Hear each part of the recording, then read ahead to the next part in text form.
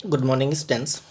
पिछले video lecture में हमने दूरदर्शी की बेसिक इंट्रोडक्शन की बात की थी और खगोलीय अपवर्ती दूरदर्शी की डिटेल में बात की थी। खगोलीय अपवर्ती दूरदर्शी में हमने दो उत्तल लेंसों के संयोजन की बात की थी, जिसमें एक उत्तल लेंस जो कि दूरस्थ बिंब की ओर रखते हैं हम, उसको हम बोलते हैं अभिदर्शक लेंस, जिसकी फोकस दूरी व द्वारक हमने बढ़ा लिया था। दूसरा लेंस जो कि हम नेत्र की ओर रखते हैं उसको अभिनेत्र लेंस या नेत्रिका कहा था हमने, आई पीस कहा था। उसकी फोकस दूरी कम व द्वारक छोटा लिया जाता है। क्लियर बात। संरचना में हमने ये सारी बातें बताई थी। फिर हमने यहाँ रीजन बताया था कि अभिदर्शक लेंस जो है वो बड़ी द्वारक का क्यों लेते हैं, अभिनेत्र लेंस इसमें छोटे द्वारक का क्यों लिया जाता है। फिर कार्यविधि में हमने प्रतिबिंब रचना के किरण आरेख की बात कर ली थी। प्रतिबिंब रचना के किरण आरेख की डिटेल में बात कर ली थी। क्लियर बात। ये सारा डायग्राम मैंने एक्सप्लेन कर दिया था। ये किरण आरेख था प्रतिबिंब रचना का। इसको हम कार्यविधि में बताते हैं। कार्यविधि इसी से तो बताते हैं कि किस तरीके से दूरस्थ बिंब की इमेज बनाकर नेत्र को दिखलाता है स्पष्ट। दूरस्थ बिंब हमें स्पष्ट नहीं दिखेगा क्योंकि बहुत ज़्यादा दूरी पर स्थित होने के कारण उसके द्वारा नेत्र पर बनाए जाने वाला दर्शन कोण अल्फा, ये जो इसके द्वारा अभिदर्शक लेंस के प्रकाशिक केंद्र पर जो कोण अंतरित किया जा रहा है उसी को हम नेत्र पर इसके द्वारा अंतरित किया जाने वाला दर्शन कोण माना था। कब? जब बिना यंत्र के हम आँख से इसको सीधा देख रहे थे दूरस्थ बिंब को। क्लियर बात। अल्फ़ा हमने इसी डायग्राम में बताया था, अल्फ़ा के लिए अलग से डायग्राम नहीं बनाया है। जबकि सरल सूक्ष्मदर्शी व संयुक्त सूक्ष्मदर्शी के लिए कोणीय आवर्धन क्षमता का जब हमने डेरिवेशन किया था तो वहाँ पर हमने अल्फ़ा का अलग से एक त्रिभुज बनाया है। अल्फ़ा का अलग से एक त्रिभुज बनाया था जिसमें हमने सूक्ष्म बिंब इसलिए बोल रहा हूँ क्योंकि सूक्ष्मदर्शी तो पास स्थित सूक्ष्म बिंब को देखने के लिए ही यूज में ली जाती है, जबकि दूरदर्शी दूरस्थ बिंब को देखने के लिए यूज में ली जाती है। अब वो दूरस्थ बिंब आकार में तो बड़ा है लेकिन बहुत ज़्यादा दूरी पर स्थित होने के कारण उसके द्वारा नेत्र पर बनाया गया दर्शन कोण बहुत छोटा होता है, इसलिए वो छोटा दिखलाई पड़ता है आकार में बड़ा होने के बावजूद भी। सूक्ष्मदर्शी तो सूक्ष्म वस्तु को ही देखने के लिए यूज में ली जाती है। क्लियर बात। तो वो तो आँख के पास ही रखकर हमें देखना होता है, कहाँ पर 25 सेंटीमीटर की दूरी पर। अल्फ़ा ज्ञात करने की बात कर रहा हूँ मैं, अल्फ़ा के डायग्राम की बात कर रहा हूँ। संयुक्त सूक्ष्मदर्शी सरल सूक्ष्मदर्शी में तो अल्फ़ा के लिए हम कौन सा डायग्राम बताते थे, हम उस सूक्ष्म बिंब ए बी को नेत्र से 25 सेंटीमीटर की दूरी पर स्पर्शदृष्टि की न्यूनतम दूरी पर रखते थे और उस सूक्ष्म बिंब ए बी द्वारा नेत्र पर बने दर्शन कोण को अल्फ़ा बोलते थे।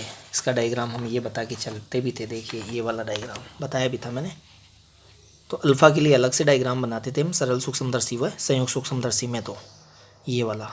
और यहाँ से टेन अल्फ़ा निकालते थे और टेन अल्फ़ा में अल्फ़ा को अत्यल्प मानकर उसी टेन अल्फ़ा को अल्फ़ा की इक्वल बता देते थे। क्या निकालने के लिए? एम निकालने के लिए। हमें बीटा चाहिए, अल्फ़ा चाहिए, तो अल्फ़ा इस त्रिभुज से प्राप्त करते थे। टेन अल्फ़ा निकाल कर फिर अल्फ़ा प्राप्त करते थे। क्लियर है। पिछले वीडियो लेक्चर्स में हम इनकी बात कर चुके हैं। यहाँ पर अल्फ़ा भी इसी त्रिभुज में है और बीटा भी इसी त्रिभुज में है। ये अल्फ़ा हमने लिया है तो इसका शीर्षाभिमुख कोण होगा ये वाला, तो ये अल्फ़ा हो जाएगा। तो इस राइट एंगल ट्रायंगल में इस समकोण त्रिभुज में ये वाला कोण अल्फ़ा है और इस वाले समकोण त्रिभुज में ये वाला कोण बीटा है। ये दर्शन कोण है किस पर? नेत्र पर बनाया गया दर्शन कोण, जबकि दूरस्थ बिंब को सीधे नेत्र से ही देखा जा रहा हो बिना दूरदर्शी के। और ये कौन सा दर्शन कोण है? ये अंतिम प्रतिबिंब A double dash B double dash द्वारा नेत्र पर बनाया गया दर्शन कोण, जबकि हम दूरदर्शी से इसको देख रहे हैं। देखिए दूरदर्शी से देखा तभी तो ये इमेज दिखेगी। Final image A double dash B double dash दूरदर्शी से दिखेगी। तो दूरदर्शी द्वारा बनाए गए अंतिम प्रतिबिंब A double dash B double dash द्वारा नेत्र पर बनाया गया दर्शन कोण है बीटा। तो कोणीय आवर्धन क्षमता हम कैसे निकालेंगे? कोणीय आवर्धन क्षमता हम ऐसे ही निकालेंगे, अंतिम प्रतिबिंब A double dash B double dash द्वारा नेत्र पर बना दर्शन कोण अपॉन दूरस्थ बिंब ए बी द्वारा नेत्र पर बनाया गया दर्शन कोण, जबकि उसे बिना दूरदर्शी के नेत्र से ही सीधे देखा जाए। ये दूरदर्शी हटा दीजिए और नेत्र से सीधा ही दूरस्थ बिंब को देखिए। तो दूरस्थ बिंब को सीधा ही देखेंगे तो दर्शन कोण बहुत छोटा बनेगा। और हमने यहाँ इस अभिदर्शक लेंस के प्रकाशिक केंद्र पर बने इस वाले कोण को ही नेत्र पर बना दर्शन कोण मान लिया है। नेत्र को आप यहाँ मान लीजिए कब? अल्फ़ा के लिए। जब आप अल्फ़ा देखने चलें तो अल्फ़ा के लिए आप आँख को यहाँ मान लीजिए, तो आँख के पीछे रह गया है, दूरदर्शी इधर रह गया है, दृष्टा के पीछे रह गया है, तो हम बिना दूरदर्शी के ही देख रहे हैं फिर, तो बिना दूरदर्शी के हम सीधे ही दूरस्थ बिंब को देखेंगे तो बना दर्शन कोण अल्फ़ा है। क्लियर है बात? तो मैं कहना ये चाह रहा हूँ कि बिना दूरदर्शी के जब आप देखें इसको, तो इसके प्रकाशिक केंद्र पर जो ये कोण बन रहा है, इसी को आप नेत्र पर बना दर्शन कोण समझ सकते हैं, दूरस्थ बिंब द्वारा बनाया गया, और ये अंतिम प्रतिबिंब द्वारा बनाया गया दर्शन कोण बीटा है ही। बीटा अल्फा की बात क्यों कर रहा हूँ? क्योंकि आज का हमारा टॉपिक है दूरदर्शी के लिए कोणीय आवर्धन क्षमता का व्यंजक प्राप्त करना, जो कि बीटा अपॉन अल्फा ही होता है, पहले से हम जानते हैं। तो बीटा तो ये वाला कोण है और अल्फ़ा ये वाला कोण है यहाँ पर। सरल सूक्ष्मदर्शी व संयुक्त सूक्ष्मदर्शी में अल्फ़ा के लिए मैंने बताया कि अलग से डायग्राम बनाते हैं। सूक्ष्म बिंब को नेत्र से 25 सेंटीमीटर की दूरी पर स्पर्श दृष्टि की न्यूनतम दूरी पर रखकर देखते हैं, और 25 सेंटीमीटर की दूरी पर रखकर देखने पर वो जो सूक्ष्म बिंब भी नेत्र पर दर्शन कोण बनाता है उसको अल्फ़ा बोलते हैं। किसमें संयुक्त सूक्ष्मदर्शी व सरल सूक्ष्मदर्शी में। लेकिन इसमें ऐसा नहीं कर सकते। इसमें ऐसा थोड़ा है कि आप आकाश के तारे को आँख के पास ले आएंगे 25 सेंटीमीटर की दूरी पर फिर देखेंगे, ऐसा पॉसिबल ही नहीं है। ये तो दूरस्थ वस्तु को देखने के लिए काम में ली जाती है दूरदर्शी, तो वस्तु तो जहाँ है वहीं होगी, वो तो वहीं होगी। क्लियर बात? तो यहाँ आप स्पर्श दृष्टि की न्यूनतम दूरी पर रखकर अल्फ़ा के लिए डायग्राम नहीं बना सकते। यहाँ तो जहाँ बिंब है वहीं रहेगा, और उसको यंत्र को उठा दीजिए आप आँख के सामने से, और सीधा ही देख लीजिए। तो उस केस में मैं आपको यहाँ मान के चलूँ चाहे यहाँ मान के चलूँ, उससे कोई फ़र्क नहीं पड़ता, क्योंकि इतने से डिस्टेंस से कोई फ़र्क नहीं पड़ने वाला है, क्योंकि दूरस्थ बिंब जो है वो नेत्र से अनंत दूरी पर है। तो आप यहाँ से देखेंगे तो भी इसकी दूरी अनंत ही है, और यहाँ से देखेंगे तो भी दूरी अनंत ही है। तो यहाँ से जब उसको देखेंगे तो यंत्र तो छूट गया आपके पीछे, दूरदर्शी छूट गई पीछे, क्योंकि दोनों लेंस इस ओर रह गए हैं, तो आप सीधे ही देख रहे हैं नेत्र से, तो इसीलिए हमने इस वाले कोण को बोला है अल्फ़ा। क्लियर बात? अब देखिए मैं दूरियों की बात कर लेता हूँ इस डायग्राम में। पिछले वीडियो लेक्चर में भी मैंने इन दूरियों की बात नहीं की थी। हमने इस बिंब को अनंत पर माना है। तो देखिए इस वाले लेंस के प्रकाशिक केंद्र से इस बिंब की जो दूरी है वो इसके लिए बिंब दूरी होगी। कौन से लेंस के लिए? ओ लेंस के लिए, लेंस ओ के लिए। लेंस ओ के लिए ये बिंब दूरी है, इसलिए इसको यू ओ बोला है, यू नोट बोला है। वो कितनी है? अनंत है। फिर अनंत पर स्थित बिंब का इसने प्रतिबिंब बनाया अपने द्वितीय फोकस एफ नोट पर। इट मीन्स प्रतिबिंब दूरी वी नोट। इसके लिए प्रतिबिंब दूरी को हम वी ओ बोल रहे हैं। V for objective lens. Image distance for objective lens वो कितनी होगी? इसकी फोकस दूरी के इक्वल। इसकी फोकस दूरी कहाँ से कहाँ तक होगी? इसके प्रकाशिक केंद्र से इसके द्वितीय फोकस एफ नोट तक की। और अनंत वाली वस्तु का प्रतिबिंब ही अपने द्वितीय फोकस पर ही बनाएगा। क्लियर बात? तो इसीलिए प्रतिबिंब दूरी फोकस दूरी के इक्वल हो गई है। ये दूरी कितनी बताएंगे? एफ नोट बता के चलेंगे, एफ ओ बता के चलेंगे। तो बिंब दूरी अनंत, प्रतिबिंब दूरी फोकस दूरी के इक्वल। अब देखिए इस वाले लेंस ने इस दूरस्थ बिंब का ये जो प्रतिबिंब बनाया है, ये इस वाले लेंस के लिए बिंब है। तो यहाँ से इसके प्रकाशिक केंद्र से यहाँ तक की जो दूरी है इसको हम बिंब दूरी बोलेंगे इस लेंस के लिए। ये लेंस कौन सा है? लेंस ई है। इसीलिए बिंब दूरी के नीचे सबस्क्रिप्ट में हम ई लगा देंगे, तो यू ई बोला है उसको। इसमें नीचे हमने सबस्क्रिप्ट में देखिए ओ लगाया है। O for objective, E for eyepiece, नेत्रिका, अभिनेत्र लेंस। देखिए यहाँ भी ई लगाया है। तो ये बिंब दूरी यहाँ से यहाँ तक ये बिंब दूरी कही जाएगी, जिसको हमने यू ई से बोला है। लेकिन U E less than equal to F E होना चाहिए। इसकी जो फोकस दूरी है जो कि यहाँ से यहाँ तक बताइए हमने, एफ ई डेस तक, ये इसका प्रथम फोकस, इसका द्वितीय फोकस इधर होगा। जितना इधर हम द्वितीय फोकस बताते हैं, द्वितीय फोकस दूरी जितनी बताएंगे उतनी ही प्रथम फोकस दूरी बताएंगे। तो इस लेंस की जो फोकस दूरी है वो एफ ई बता के चल रहे हैं, तो फिर वो इधर द्वितीय फोकस दूरी भी एफ ई होगी, इधर प्रथम फोकस दूरी भी एफ ई ही होगी। क्लियर बात? तो ये एफ ई मैंने बता दी है कहाँ से कहाँ तक, ई से लेकर एफ ई डेस तक की दूरी। तो ई से लेकर एफ ई डेस तक की दूरी है एफ ई, जबकि ई से लेकर ए डेस तक की दूरी है यू ई। तो देखिए यू ई एफ ई से तो इस वाली डिस्टेंस से तो कम ही है यू ई, इसीलिए मैंने बोला है U E less than equal to F E. और यू ई को हम एफ ई से कम या उसके बराबर ही रखते हैं। बराबर होने का मीनिंग क्या हुआ? U E equal to F E होने का मतलब है ये A double dash B double dash कहाँ बने? इस वाले लेंस के प्रथम फोकस एफ ई डैश पर ही बन जाए। तो जब ए डैश बी डैश इस लेंस के प्रथम फोकस पर होगा तो फिर ये लेंस इस ए डैश बी डैश के लिए जो कि इसके प्रथम फोकस पर है उसका प्रतिबिंब कहाँ बनाएगा, अनंत पर बनाएगा उस केस में, अनंत पर बनाएगा उस केस में। अभी हम कोणीय आवर्धन क्षमता दो केसेज के लिए प्राप्त करेंगे। एक वो केस जब ये जो प्रतिबिंब है A double dash B double dash वो स्पष्ट दृष्टि की न्यूनतम दूरी डी पर बने, और एक वो केस जब ये अनंत पर बने। क्यों? क्योंकि ये जो प्रतिबिंब है वो स्पष्ट दृष्टि की न्यूनतम दूरी डी से लेकर अनंत तक कहीं भी बनवाया जा सकता है। देखिए वी ई हमने बताया greater than equal to D. ये वी क्या है? इमेज डिस्टेंस है, प्रतिबिंब की दूरी है। कौन से लेंस के लिए?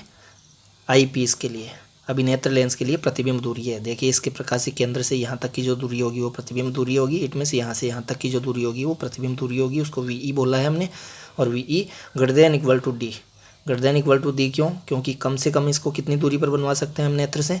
कम से कम हम स्पष्ट दृष्टि की न्यूनतम दूरी डी पर 25 सेंटीमीटर पर बनवा सकते हैं। उससे पहले तो बनवाना ही नहीं है, क्योंकि उससे पहले अगर हम इस प्रतिबिंब को बनवा लेंगे तो नेत्र उसको स्पष्ट नहीं देख पाएगा। क्योंकि इतना हम पहले से जानते हैं कि स्पष्ट दृष्टि की न्यूनतम दूरी से कम दूरी पर जो वस्तु होती है उसको नेत्र स्पष्ट नहीं देख पाता है। पक्षमापी पेशियाँ नेत्र लेंस पर बहुत ज़्यादा दबाव डालती है, वो समंजन क्षमता का इस्तेमाल करके भी नहीं देख पाता है उसको स्पष्ट।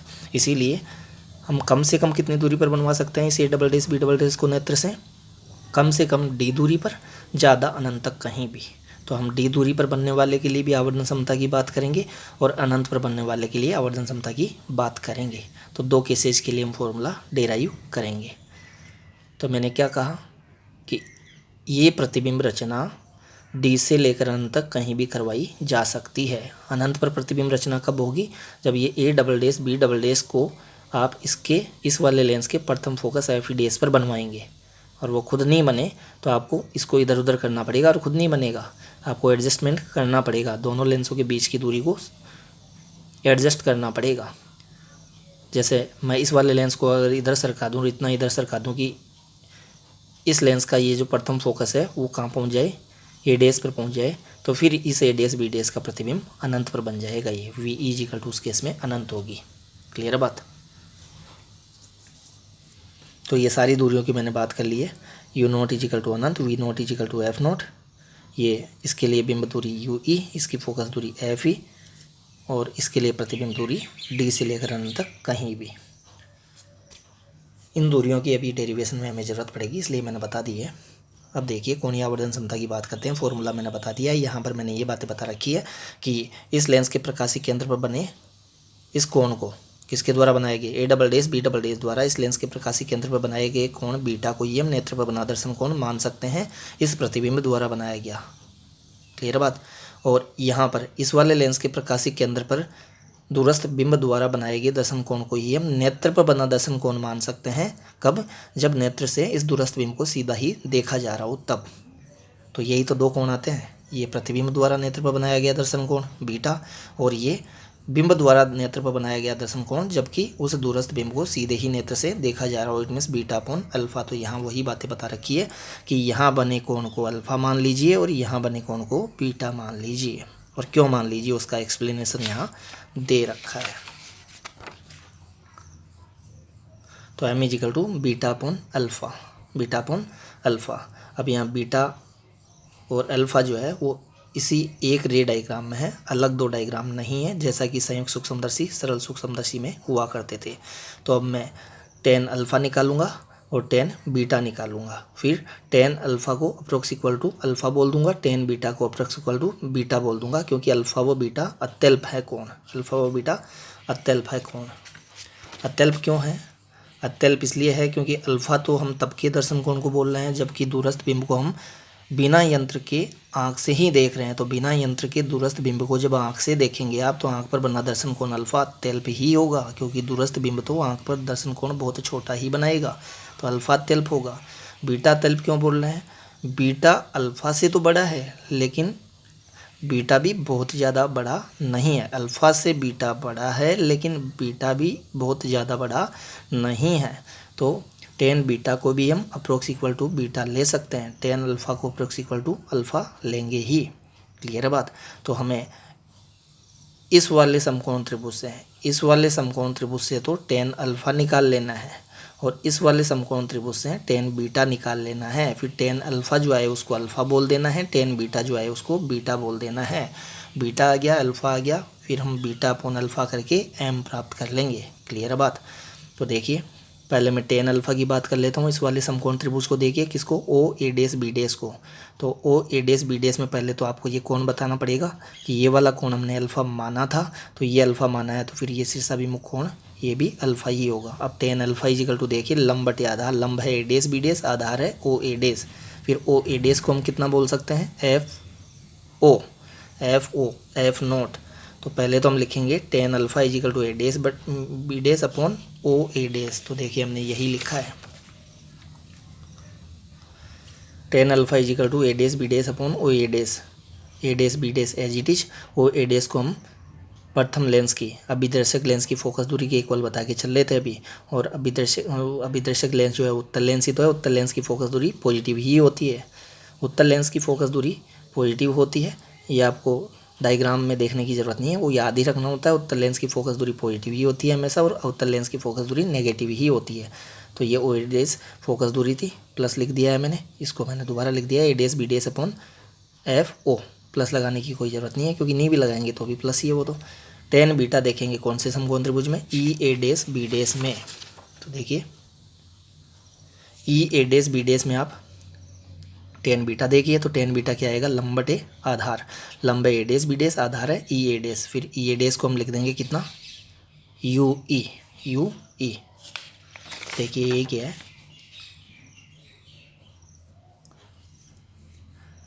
Ten beta is equal to A dash B dash upon E A dash को हमने बोल दिया यू ई, लेकिन यू ई नेगेटिव लिए, ए डेस बी डेस तो एज इट इज आ गया, यू ई को हमने साइन कन्वेंशन के अकॉर्डिंग, साइन कन्वेंशन की इसी चैप्टर में हम डिटेल में बात कर चुके हैं कि आपतित प्रकाश किरण की दिशा में चलकर मापी गई दूरियां धनात्मक, जबकि आपतित प्रकाश किरण की विपरीत दिशा में चलकर मापी गई दूरियां ऋणात्मक।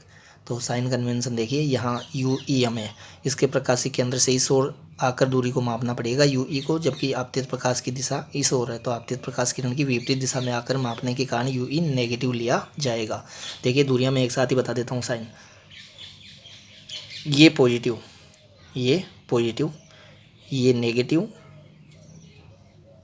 ये भी नेगेटिव।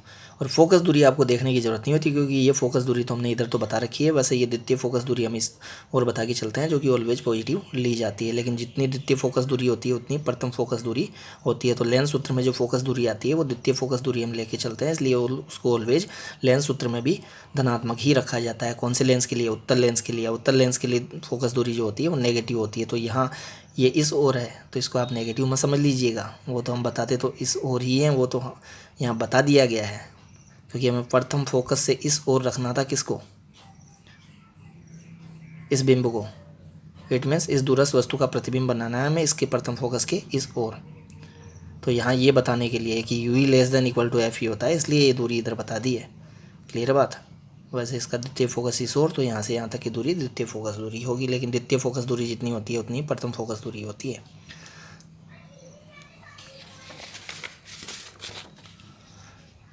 तो टेन अल्फ़ा आ गया, टेन बीटा आ गया। अब मैं दोनों का रेशियो कर रहा हूँ, tan beta upon tan alpha, क्योंकि मुझे बीटा अपॉन अल्फ़ा चाहिए। तो tan beta upon tan alpha, tan beta ये ले लिया मैंने, ये A dash B dash upon minus U E, tan alpha ये ले लिया, A dash B dash upon F O. A dash B dash से A dash B dash cancel out हो गया, ये ऊपर चला गया, तो F note upon U E minus में। तो ये तो tan beta upon tan alpha आया। मुझे तो कोणीय आवर्धन क्षमता चाहिए, it means beta upon alpha चाहिए। तो अभी हमने कहा था कि अल्फ़ा और बीटा जो है वो अत्यल्प ही है, अल्फ़ा तो अत्यल्प है ही, बीटा भी अत्यल्प है, हालांकि बीटा जो है अल्फ़ा से बड़ा है। क्लियर है बात। क्योंकि दूरस्थ वस्तु का प्रतिबिंब कोई बहुत बड़ा नहीं बनाता है, दूरस्थ वस्तु से तो आकार में वो छोटा ही बनाता है, लेकिन दूरस्थ वस्तु का प्रतिबिंब नेत्र के निकट बना देता है। तो अल्फ़ा की तुलना में दर्शन कोण बीटा जो है वो ज़्यादा बड़ा होता है, हालांकि अल्फ़ा अत्यल्प है, उससे थोड़ा ज़्यादा है बीटा, लेकिन बीटा भी बहुत बड़ा कोण नहीं है। तो अल्फ़ा भी अत्यल्प, बीटा उससे बड़ा, लेकिन ये भी छोटा ही है। तो टेन अल्फ़ा होगा ही, लिया ही जा सकता है, और टेन बीटा भी अप्रोक्स इक्वल टू बीटा लिया जा सकता है। तो टेन बीटा की प्लेस पे बीटा, टेन अल्फ़ा की प्लेस पे अल्फ़ा पुट कर दिया, तो minus F note upon U ई। तो बीटा अपॉन अल्फ़ा को हम क्या बोल सकते हैं, इक्वेशन नंबर सेकंड से एम बोल सकते हैं। तो एम मुझे मिल गया, M is equal to minus F note upon U E. Clear बात। अब ये जो नेगेटिव साइन आया है, एम का नेगेटिव चिन्ह इस बात को बताता है कि अंतिम प्रतिबिंब A double dash B double dash, अंतिम प्रतिबिंब A double dash B double dash दूरस्थ मूल बिंब ए बी के सापेक्ष उल्टा है। दूरस्थ बिंब के सापेक्ष अंतिम प्रतिबिंब जो है वो उल्टा है। हालांकि इसके सापेक्ष तो ये सीधा है, लेकिन इसके सापेक्ष ये उल्टा है। तो अंतिम प्रतिबिंब के मूल दूरस्थ बिंब के सापेक्ष उल्टे होने को बताता है एम का ऋणात्मक चिन्ह। क्लियर है बात। अब देखिए, दो केसेज के लिए हम इस फॉर्मूले को प्राप्त करेंगे, इस फॉर्मूले का रूप देखेंगे इन दो केसेज के लिए। पहला केस कब, जब अंतिम प्रतिबिंब A double dash B double dash हम अभिनेत्र लेंस से स्पष्ट दृष्टि की न्यूनतम दूरी डी पर बनवाएं और एक बार अनंत पर बनवाएं। क्लियर है। तो स्पष्ट दृष्टि की न्यूनतम दूरी डी पर अर्थात स्वस्थ नेत्र के निकट बिंदु पर अर्थात 25 सेंटीमीटर की दूरी पर जब हम अंतिम प्रतिबिंब A double dash B double dash को बनवाएं, तब आवर्धन क्षमता का मान कितना होगा उसकी हम बात करते हैं यहाँ पर। तो देखिए 1 अपॉन यू ई, 1 अपॉन यू ई चाहिए मुझे। तो 1 अपॉन यू ई कौन से लेंस के लिए हम लेंस सूत्र लगाएंगे, उसमें आएगा आई पीस के लिए, अभिनेत्र लेंस के लिए। तो अभिनेत्र लेंस के लिए लेंस सूत्र हम लिखें तो यही आएगा 1 upon V E minus 1 upon U E is equal to 1 upon F E. अब वी ई क्या है, दूसरे लेंस के लिए प्रतिबिंब दूरी। अब दूसरे लेंस से हम प्रतिबिंब कहाँ बनाने की बात कर रहे हैं, स्पष्ट दृष्टि की न्यूनतम दूरी डी पर बनाने की बात कर रहे हैं।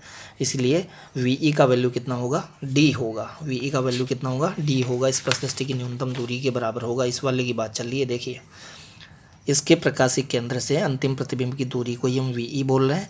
वी हम कहाँ बनवाने की, वो ये अंतिम प्रतिबिंब A double dash B double dash कहाँ बनवाने की बात कर रहे हैं, इस नेत्र इस लेंस के प्रकाशिक केंद्र से डी दूरी पर, क्योंकि नेत्र को हम यही मान के चल रहे हैं। तो नेत्र को यहाँ समझिए, तो नेत्र से कितनी दूरी पर, डी दूरी पर। और एक बार फिर नेत्र से अनंत दूरी की बात करेंगे सेकंड केस में भी। फर्स्ट केस में डी दूरी की बात चली है तो वी इजिकल टू डी लेंगे, सेकंड केस में वी इजिकल टू अनंत लेंगे। चिन्ह परिपाटी से हम देखें तो इधर जाकर मापना पड़ रहा है आपतित प्रकाश किरण की विपरीत दिशा में, इसलिए V is equal to minus D बोलेंगे हम, V is equal to minus D बोलेंगे। और यू ई बी क्या लेंगे, इसमें भी लेंस सूत्र में यू ई बी आएगा, तो यू ई बी नेगेटिव लेंगे, you E negative, V E negative, और एफ ई जो है वो तो पॉजिटिव ही लिया जाएगा। अभी मैंने बात बता दी है कि उत्तर लेंस है, उत्तर लेंस की फोकस दूरी पॉजिटिव ही होती है। वो आपको डायग्राम देखने की ज़रूरत नहीं है, रे डायग्राम देखने की ज़रूरत नहीं है। तो वी ई के प्लेस पे माइनस डी, यू ई के प्लेस पे माइनस यू ई, ये नेगेटिव चिन्ह के साथ लीजिए, साइन कन्वेंशन के साथ रखेंगे, चिन्ह परिपाटी के साथ रखेंगे तो माइनस यू ई, ये माइनस डी, और ये प्लस एफ ई, तो ये यहाँ रख दिया है। देखिए, वी ई के प्लेस पे माइनस डी, यू ई के प्लेस पे माइनस यू ई, एफ ई के प्लेस पे प्लस एफ ई। क्लियर है। माइनस माइनस प्लस हो गया है, ये प्लस हो गया है, और ये माइनस था ही यहाँ लिख दिया है। देखिए, इसको मैंने पहले लिख दिया है 1 अपॉन यू ई, इसको बाद में minus 1 upon D is equal to 1 upon F E. मुझे क्या चाहिए, 1 अपॉन यू ई चाहिए यहाँ पुट करने के लिए, तो इसको पक्षांतरण कर दीजिए, इस ओर ले जाइए, तो 1 upon U E is equal to 1 upon D plus 1 upon F E मिल जाएगा। अब ये 1 अपॉन यू ई का ये वाला जो वैल्यू है वो यहाँ पर पुट कर दीजिए, तो एम का वैल्यू मिल जाएगा। तो एम इजिकल टू देखिए माइनस एफ नॉट तो एज इट इज, और 1 अपॉन यू ई के प्लेस पे ये पुट कर दिया है 1 upon D plus 1 upon F ई। क्लियर बात। अब देखिए, बाहर ब्रैकेट से बाहर एफ नोट है, तो मैं ब्रैकेट से बाहर अपॉन में एफ ई लेना चाह रहा हूँ, ताकि ये एफ नोट अपॉन एफ ई बन जाए। तो माइनस एफ नोट तो है ही है, एफ 1 अपॉन एफ ई को आप कॉमन ले लीजिए यहाँ, 1 अपॉन एफ ई को कॉमन लूँगा तो बाहर तो ये हो गया, और 1 अपॉन एफ ई के प्लेस पे 1 बच जाएगा, जो कि मैंने ये बाद में था, पहले लिख दिया है। मैं क्या कह रहा हूँ, 1 अपॉन एफ ई कॉमन ले लीजिए यहाँ से, तो यहाँ 1 बच गया, और यहाँ से 1 अपॉन एफ ई कॉमन लेंगे तो एफ ई का ऊपर मल्टीप्लाई हो जाएगा। ब्रैकेट खोल के देख सकते हैं आप, 1 अपॉन एफ ई को वापस अंदर ले जाइए, तो 1 upon F E plus F ई से एफ ई कट के 1 अपॉन डी आ जाएगा। क्लियर बात। तो इससे आप देख सकते हैं मैथ्स का स्टेप है, M is equal to minus F note upon F E 1 plus F E by D. ये हमें कोणीय आवर्धन क्षमता का सूत्र मिला, कब के लिए, तब के लिए जब हम अंतिम प्रतिबिंब A double dash B double dash को स्पष्ट दृष्टि की न्यूनतम दूरी डी पर बनवा रहे हैं, तब कोणीय आवर्धन क्षमता ये होगी। क्लियर बात। अब हम सेकंड केस की बात करते हैं। सेकंड केस कौन सा केस, जब हम अनंत पर बनवा रहे हैं इसको, इसको अनंत पर बनवा रहे हैं। ये अनंत पर कब बनेगा? जब ए डैश बी डैश इसके प्रथम फोकस एफ ई डैश पर बनेगा। एफ ई डैश पर बनेगा, इसका मीनिंग ये हुआ यू ई इक्वल टू क्या हो जाएगा? एफ ई हो जाएगा उस केस में। तो चिन्ह परिपाटी से देखें तो यू ई नेगेटिव ली जाएगी, वी ई भी नेगेटिव ली जाएगी, लेकिन वी ई अब अनंत ली जाएगी। वी ई अब अनंत ली जाएगी, यू ई के प्लेस पे माइनस यू ई, वी ई के प्लेस पे अनंत, और एफ ई जो है वो तो पॉजिटिव होता ही है। उत्तल लेंस की फोकस दूरी पॉजिटिव ही होती है। तो यही किया है, देखिए इस स्थिति में वी ई अनंत होगा। और ई लेंस के लिए ही बात करनी है हमें। ई लेंस के लिए क्यों बात करनी है? क्योंकि वो जो अभी समीकरण था, समीकरण नंबर 4, उसी का तो हम सेकंड केस देख रहे हैं। इसके लिए फर्स्ट केस देख लिया, अब इसी के लिए सेकंड केस देखेंगे। तो 1/u ई चाहिए, इट मीन्स आई पीस के लिए ही मुझे लेंस सूत्र लगाना होगा, क्योंकि उसी में आएगा 1/u ई।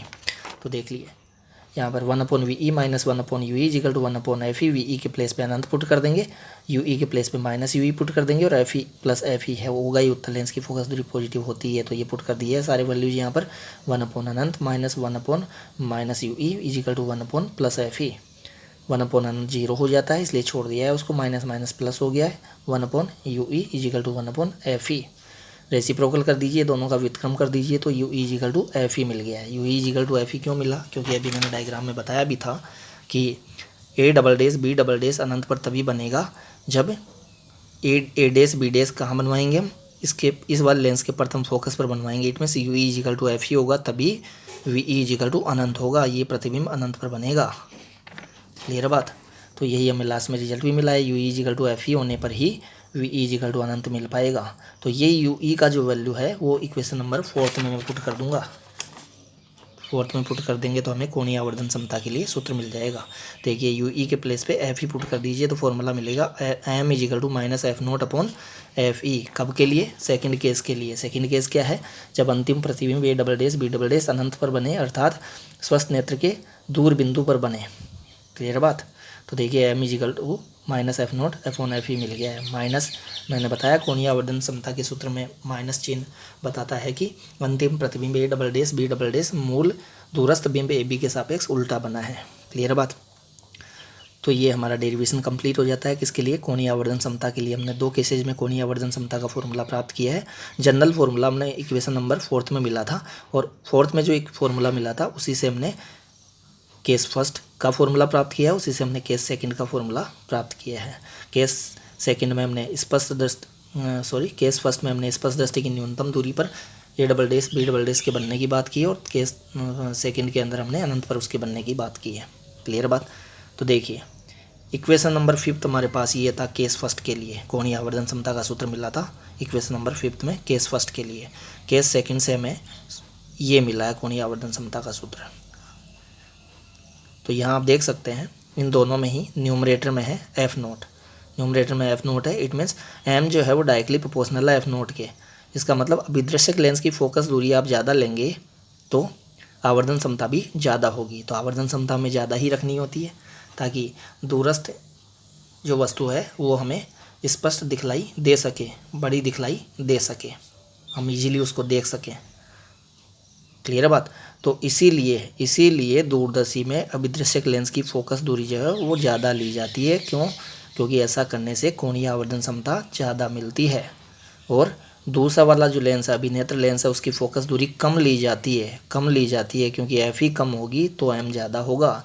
तो पहले लेंस की अभिदृश्यक लेंस की फोकस दूरी ज़्यादा ली जाती है ताकि एम ज़्यादा हो, अभिनेत्र लेंस की फोकस दूरी कम ली जाती है ताकि एम ज़्यादा हो।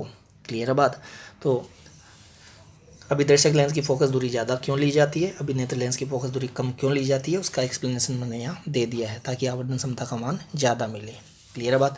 फिर इस वाले नोट की मैं पहले बात कर चुका हूँ, मैंने बता दिया है कि दूरदर्शी वास्तव में दूरस्थ बिंब का आवर्धित प्रतिबिंब नहीं बनाता है। इसका मतलब तारे का जब हम प्रतिबिंब बनाएंगे दूरदर्शी से, तो कोई वो तारे से बड़ा थोड़ा ना बनेगा। हाँ, दिखने में तारे से बड़ा दिखेगा क्योंकि तारा बहुत दूर स्थित है, तो उसको हम देखेंगे तो बहुत छोटा दिखेगा। हालांकि तारा सूरज से भी बड़ा हो सकता है, तो सूरज से बड़ा प्रतिबिंब थोड़ा ना बनाएगा दूरदर्शी।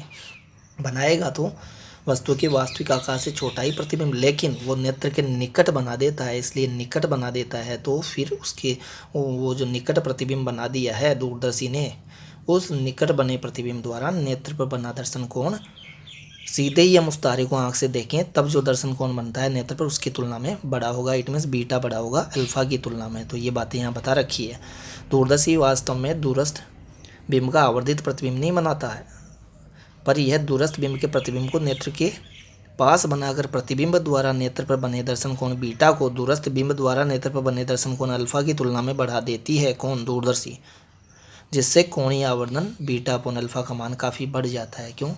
क्योंकि बीटा बड़ा है, अल्फा छोटा है, तो बड़े में छोटे का भाग देंगे तो हमें आवर्धन का मान काफ़ी ज़्यादा मिल जाएगा। अल्फ़ा काफ़ी छोटा होता है, उसकी तुलना में बीटा बड़ा होता है। वैसे अभी हमने बात की थी कि बीटा भी ज़्यादा बड़ा नहीं है, लेकिन अल्फ़ा की तुलना में काफ़ी ज़्यादा बड़ा है।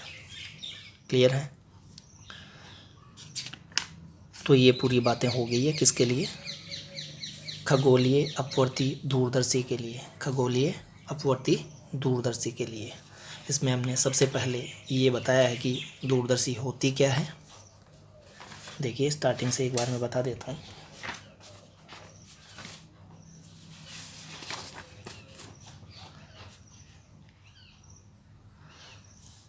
सबसे पहले हमने दूरदर्शी के बेसिक इंट्रोडक्शन की बात की है, दूरदर्शी के टाइप्स की बात की है।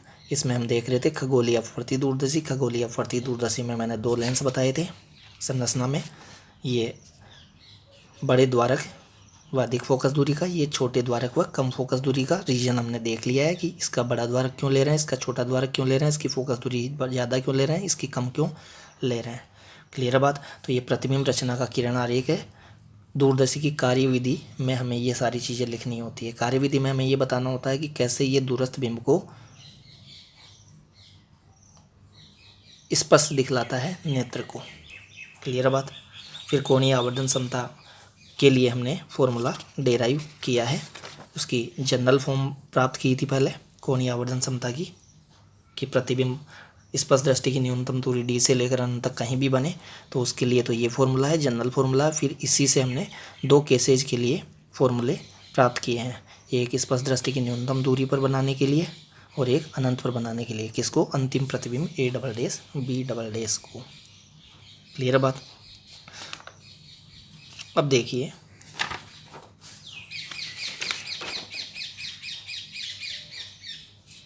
इनके डायग्राम्स को अगर आप कंपेयर करें,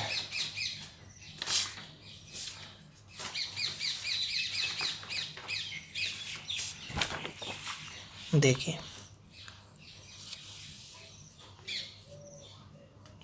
प्रतिबिंब रचना के किरण आरेख में दोनों के लिए दिखा के चल रहा हूँ।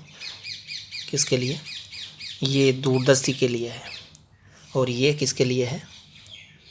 संयुक्त सूक्ष्मदर्शी के लिए। इसमें आप देख सकते हैं, इसमें अभिदर्शक लेंस बड़े द्वारक व ज़्यादा फोकस दूरी का है, इसमें अभिदर्शक लेंस छोटे द्वारक व कम फोकस दूरी का है। इसमें अभिनेत्र लेंस छोटे द्वारक व कम फोकस दूरी का है, इसमें ये अपेक्षाकृत बड़े द्वारक व ज़्यादा फोकस दूरी का है। क्लियर है बात? वैसे इसमें हम बताते थे संयुक्त सूक्ष्मदर्शी में कि दोनों की फोकस दूरियां ही कम ही होती है, हालांकि इसकी तुलना में इसकी फोकस दूरी ज़्यादा लेते हैं। तो ये हमारा टॉपिक कंप्लीट होता है दूरदर्शी